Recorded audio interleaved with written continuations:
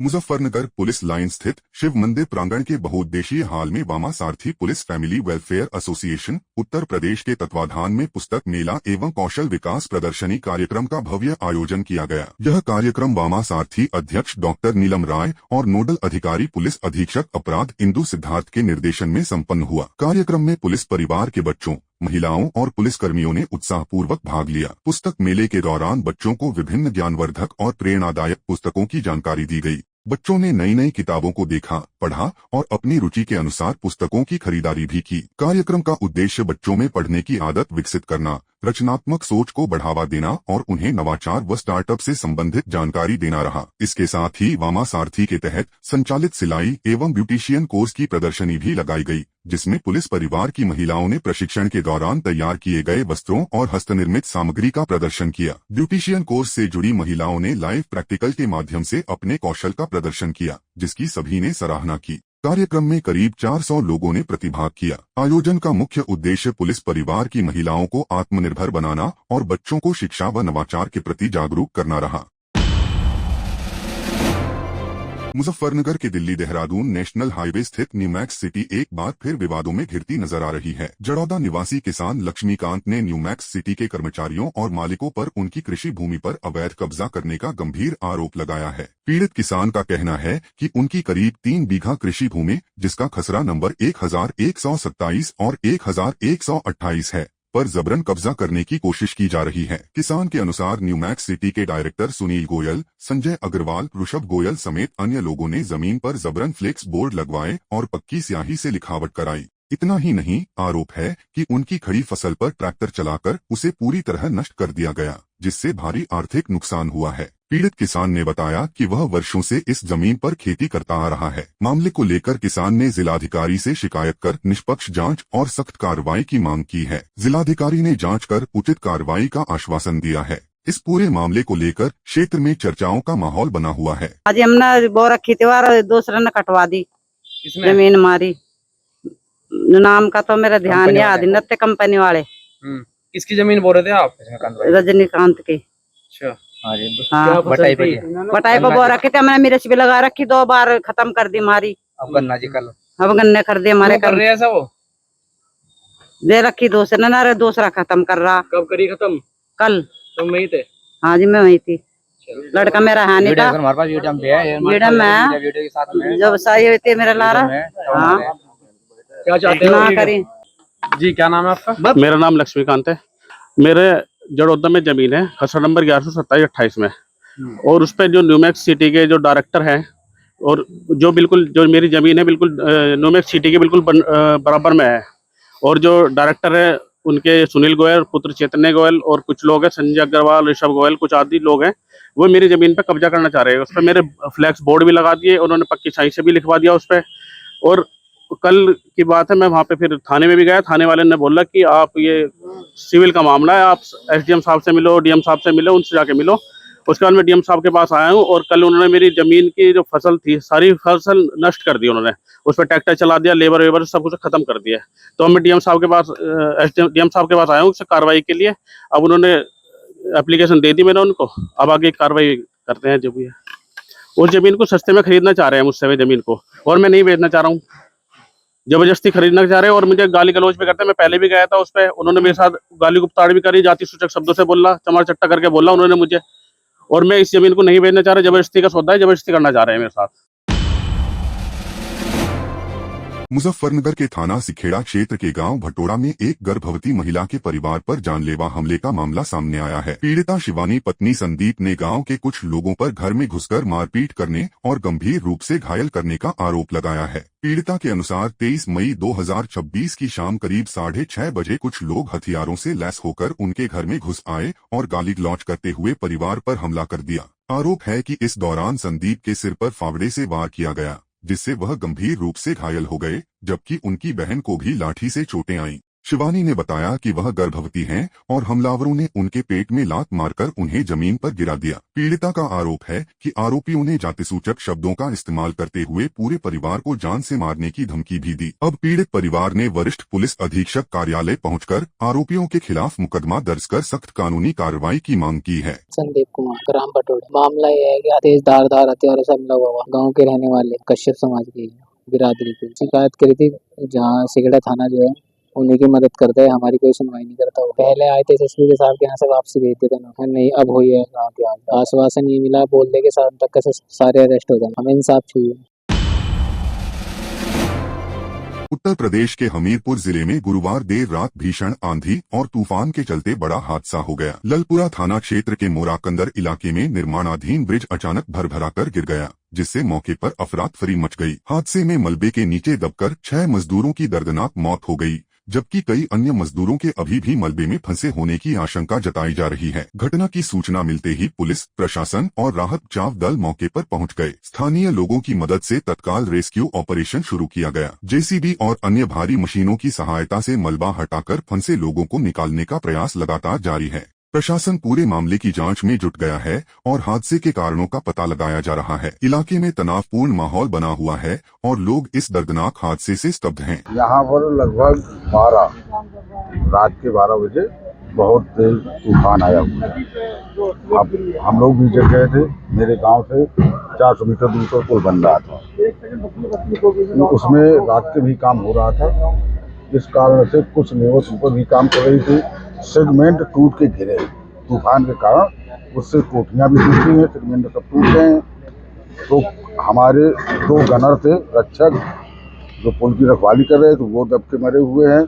4 labour अनुमानित, 2 labour तो समझ में आ रही, 2 दबी हुई। जो मोरा का अंदर गांव और कुंडोर गांव है जो पुरारा थाना क्षेत्र में है, मोरा का अंदर ललपुरा थाना क्षेत्र का गांव है। ये आपके सब कहाँ चले गए यार, ये हटा भी नहीं रहे मलबा आप। और आज रात लगभग 2 बजे के आसपास ये सूचना प्राप्त हुई कि यहाँ पे ये स्लैब गिरा है जिसमें कुछ लोग दबे हैं। इस सूचना पे तत्काल यहाँ के स्थानीय पुलिस और हम सभी लोग यहाँ पे पहुँचे हैं।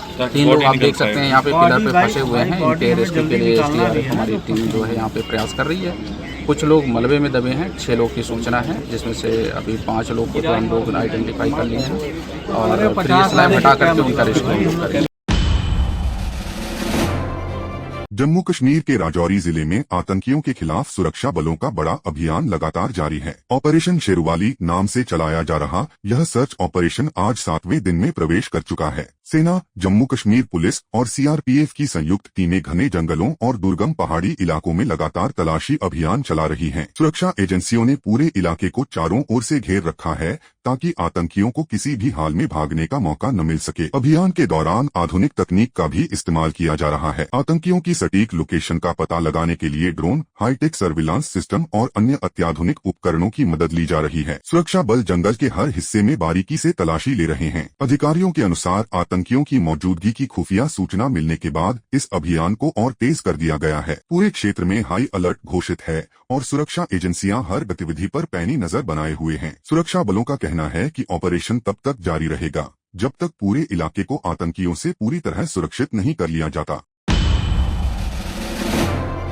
लखनऊ के मलिहाबाद इलाके के कसमंडी कला गांव से एक संवेदनशील मामला सामने आया है, जहां मस्जिद और कब्रिस्तान को लेकर पासी समाज और मुस्लिम समुदाय के बीच विवाद लगातार गहराता जा रहा है। पासी समाज का दावा है कि यह स्थल 11वीं सदी के नागवंशी राजा कंसा पासी का ऐतिहासिक किला और प्राचीन शिव मंदिर रहा है, जबकि मुस्लिम पक्ष इसे वक्फ बोर्ड की संपत्ति बताते हुए यहां मजार और कब्रिस्तान होने का दावा कर रहा है। मामले की संवेदनशीलता को देखते हुए प्रशासन पूरी तरह अलर्ट मोड पर है। शुक्रवार को जुम्मे की नमाज के मद्देनजर पूरे इलाके में भारी पुलिस बल तैनात किया गया है और चप्पे-चप्पे पर सुरक्षा व्यवस्था कड़ी कर दी गई है। फिलहाल प्रशासन ने दोनों पक्षों के लोगों के विवादित क्षेत्र में जाने पर रोक लगा दी है ताकि किसी भी तरह की अप्रिय स्थिति से बचा जा सके। वरिष्ठ अधिकारी लगातार हालात पर नजर बनाए हुए हैं और शांति व्यवस्था कायम रखने के लिए लगातार निगरानी की जा रही है। प्रशासन ने लोगों से शांति बनाए रखने और अफवाहों से दूर रहने की अपील की है।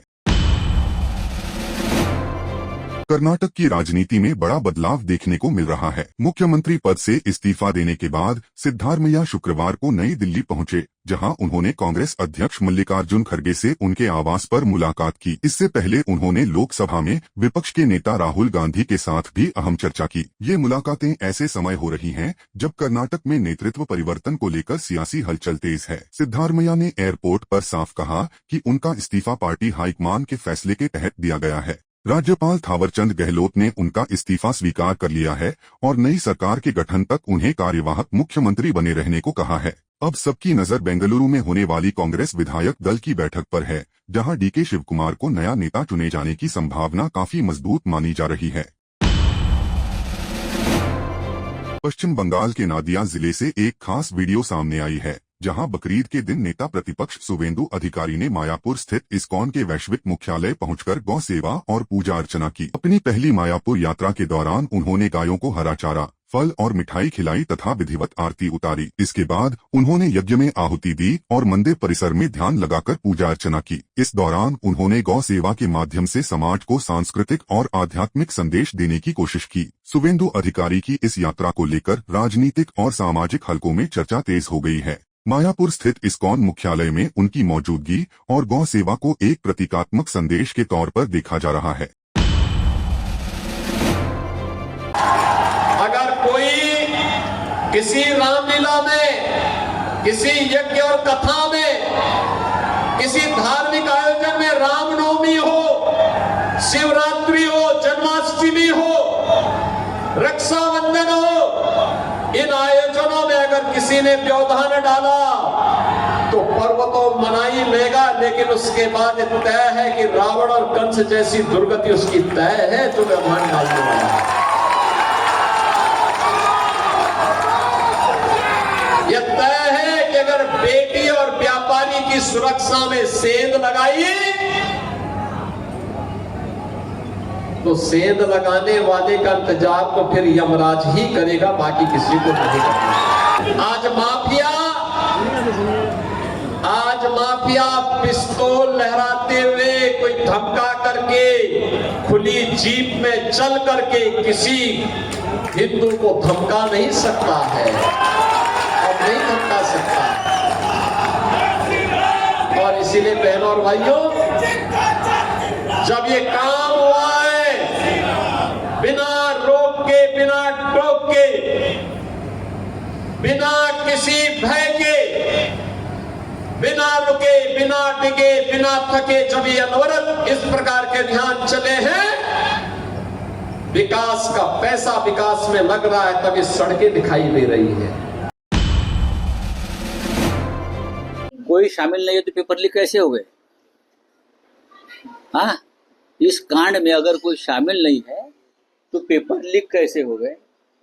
अगर ऐसी घटना हो, वो तो हुई नहीं है, तो सीबीआई के पास जिम्मेदारी क्यों दी जांच की? और सीबीआई ने महाराष्ट्र और जयपुर में इतने लोगों को अरेस्ट क्यों किया? सीबीआई ने और जो स्टैंडिंग कमेटी ऑफ एचआरडी है, उसने नीट के चेयरमैन को समन्स क्यों भेजा? उस बारे में भी प्रधान साहब को हमारे क्लैरिफिकेशन देना होगा। सबसे ज्यादा लोग तो महाराष्ट्र में अरेस्ट हो गए। हाँ, पैसे की लेन देन में कैसे पेपर बिक गए, ये सीबीआई ने बताया है। क्या ये हमारे देश के एजुकेशन मिनिस्टर को पता नहीं क्या चल रहा है देश में? फिर आर्मी को क्यों बुला रहे हो आप एग्जाम लेने के लिए, मिस्टर प्रधान जी?